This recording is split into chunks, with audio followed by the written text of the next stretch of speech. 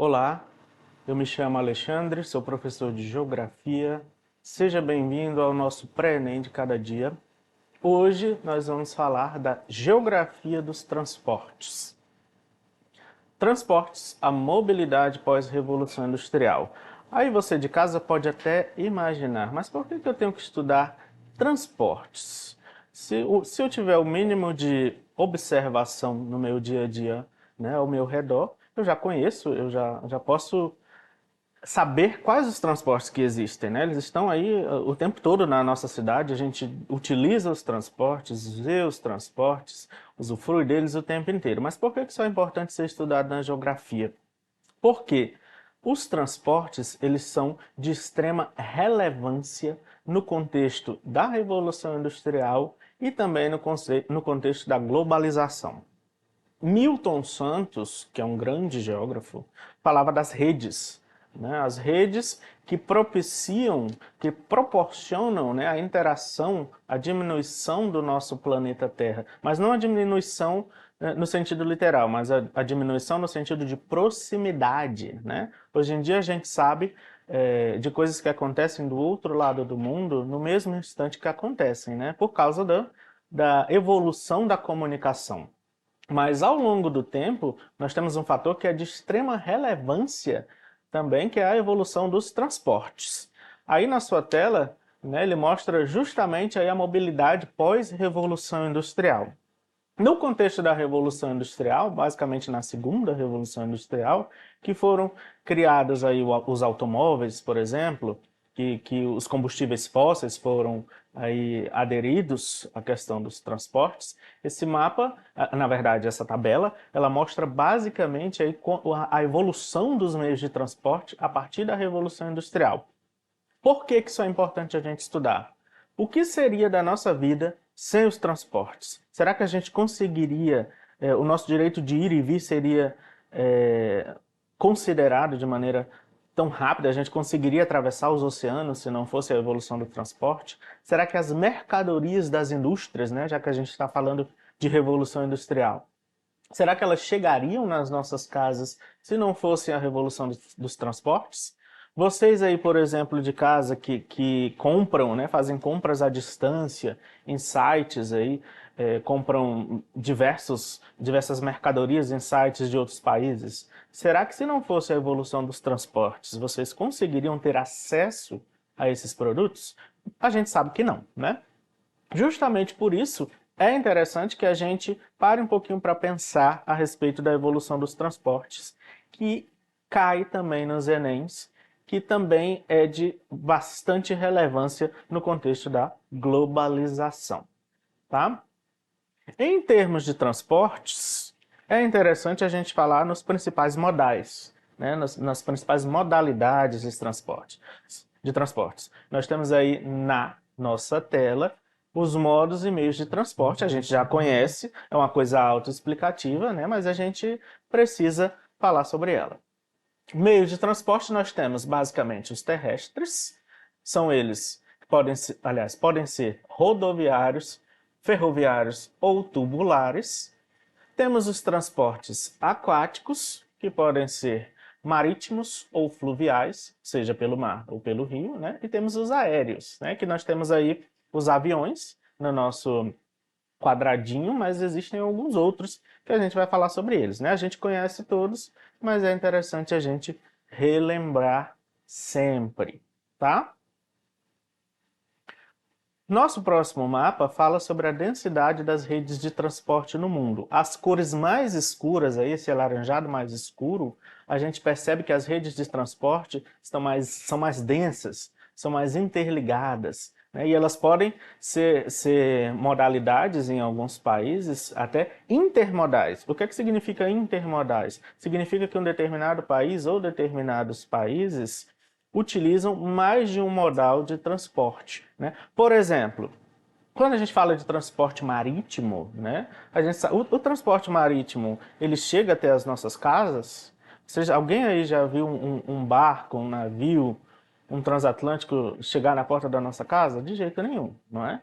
Então, quando a gente tem determinadas mercadorias, determinadas concentrações de indústrias que utilizam-se do transporte marítimo, às vezes é necessário que utilizem-se de mais de um modal para que o escoamento da produção dessas indústrias, ou seja, a mercadoria, chegue nas nossas casas ou em quaisquer outros lugares por mais de um meio de transporte.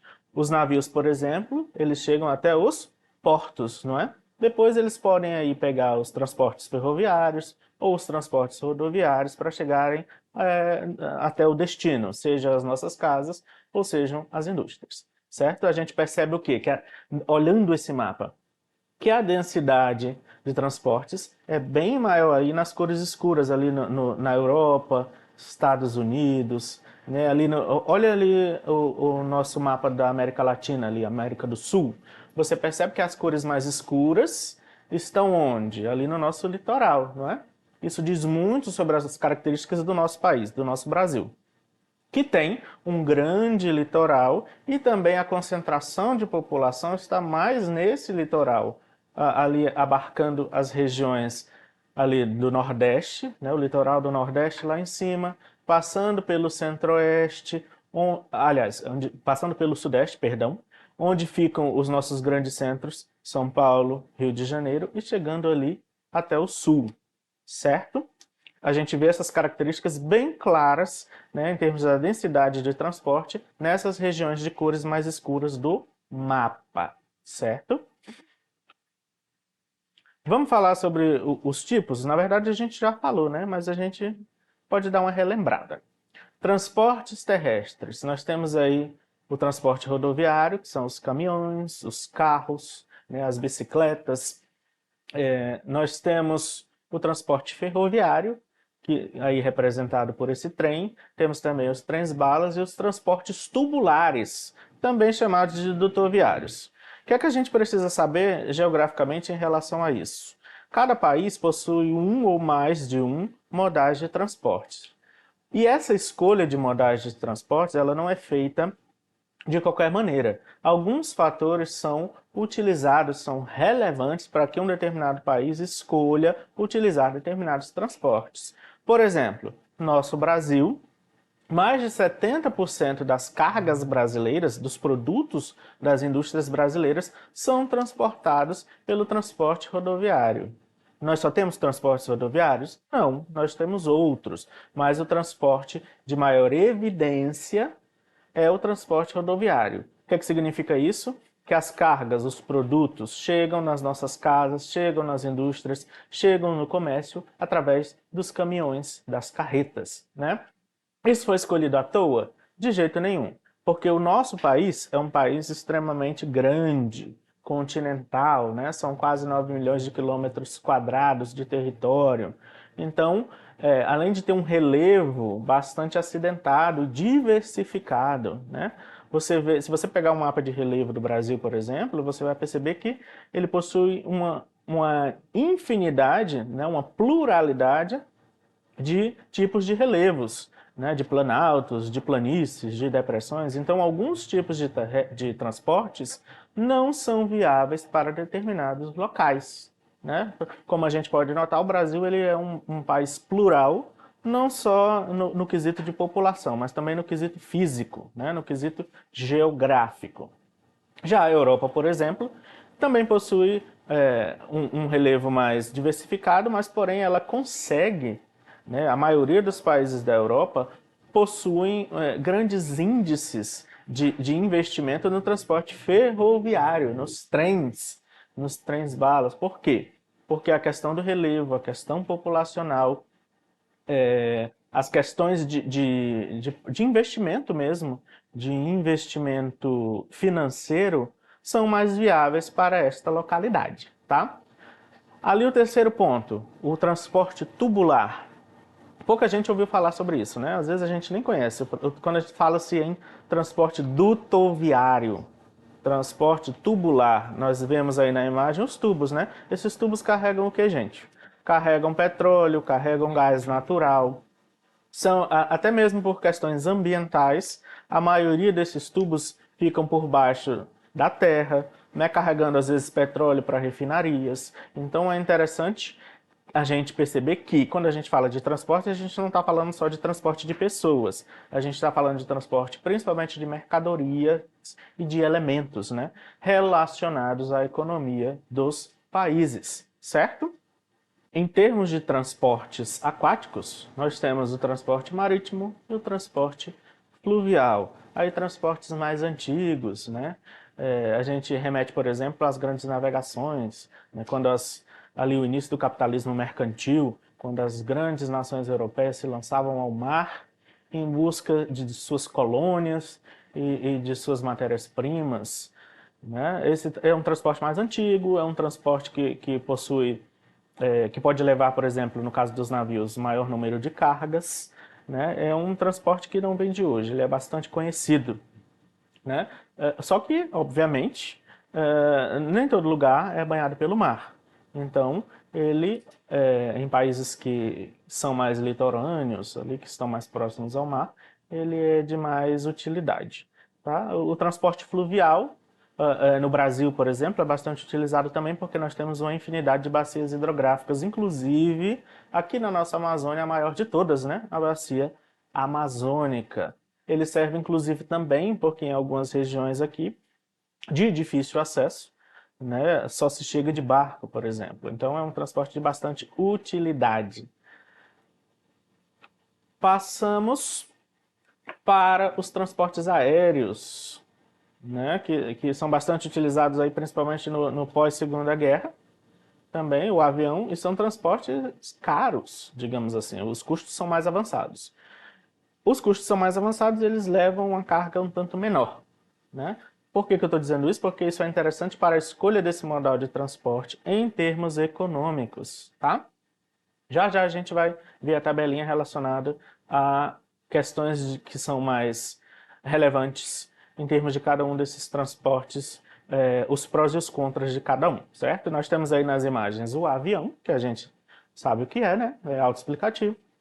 Helicópteros, os balões e o Zeppelin. Os Zeppelins, que são pouco falados, eram bastante utilizados, por exemplo, na Segunda Guerra Mundial para bombardeios, né? Eles possuem esse nome porque foram criados pelo Conde de Zeppelin, justamente nessa época, mas ele também transporta pessoas e cargas, certo? Olha aí a tabelinha que eu falei para vocês. Os tipos de transportes. Uma coisa que é interessante a gente voltar, né? Eu já falei, mas repito aqui. Quando um país escolhe um determinado modal de transporte, ele leva em consideração algumas questões. Falei bastante de relevo, não é? Mas também tem a questão dos custos, né? A questão dos custos financeiros, o tanto de carga que esses transportes podem levar ou não, né? A questão do tamanho do país, etc. Nessa tabelinha, a gente mostra justamente isso, as vantagens e as desvantagens desse tipo de transporte. Transporte aéreo, por exemplo, a gente vê que como vantagem ele é um transporte rápido e está perto dos centros de grande produção. Como desvantagem, ele tem uma menor capacidade de cargas. E o valor dele, como eu disse, ele é um transporte caro, o valor é muito maior. Os aquaviários, né, os navios, o transporte fluvial e marítimo, eles possuem grandes capacidades de carga e um menor custo, porém, menor flexibilidade operacional, a longa distância, né, digamos assim, é um transporte mais lento em questão aí nos centros de grande produção. O ferroviário, né, que são os trens balas, eles possuem uma grande capacidade de carga como vantagem. São pouco poluentes, são adequados a longas distâncias, mas eles possuem uma menor flexibilidade operacional, né?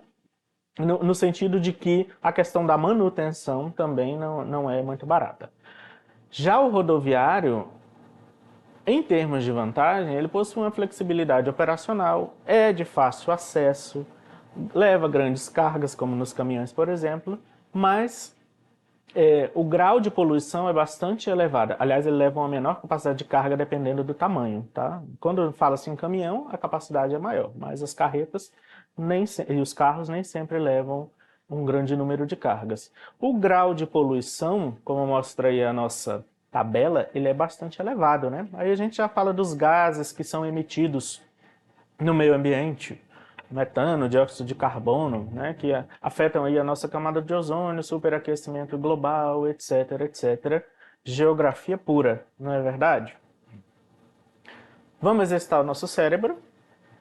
Livro A Prova Enem 1, página 71, questão 2. Olha aí essa imagem dos modais de transporte ao redor do mundo.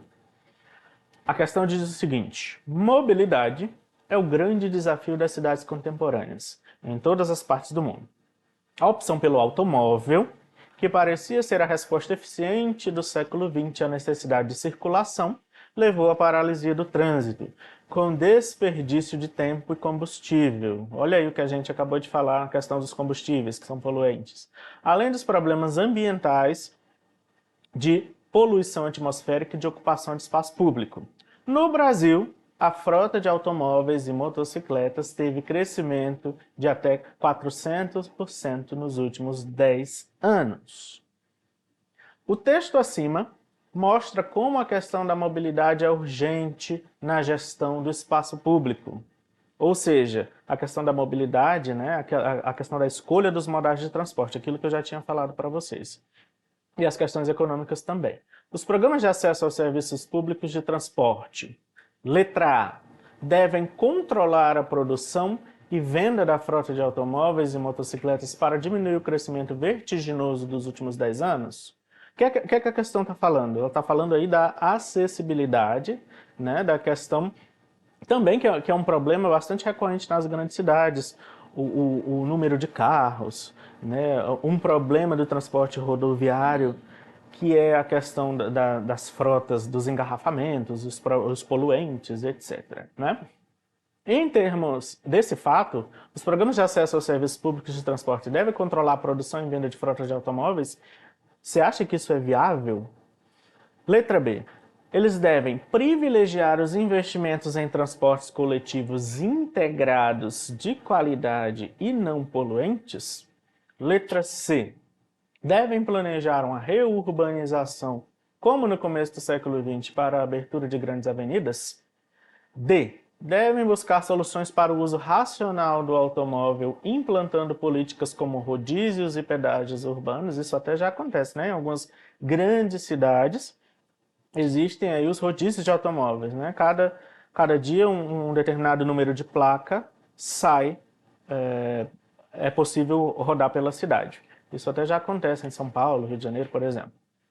Letra E. Devem associar-se a projetos de empresas a fim de desenvolver novas tecnologias de automóveis e motocicletas sustentáveis. Isso seria até interessante, né? Tecnologias de transportes mais sustentáveis. Mas a nossa questão ali, ela está enfocando na questão da mobilidade, não é? O quanto o transporte rodoviário ele causa determinados problemas de engarrafamento, né, e poluição. Então, a nossa resposta relacionada a esse contexto, eles devem basicamente privilegiar os investimentos em transportes coletivos integrados de qualidade e não poluentes. Isso acontece muito nos países mais desenvolvidos, por exemplo, onde o transporte público é mais avançado.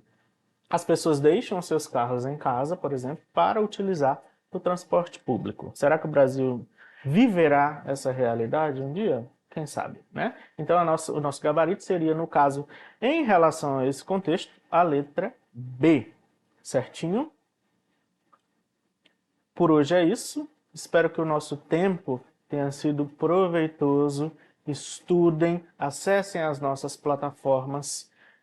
Fiquem com Deus. Até a próxima aula.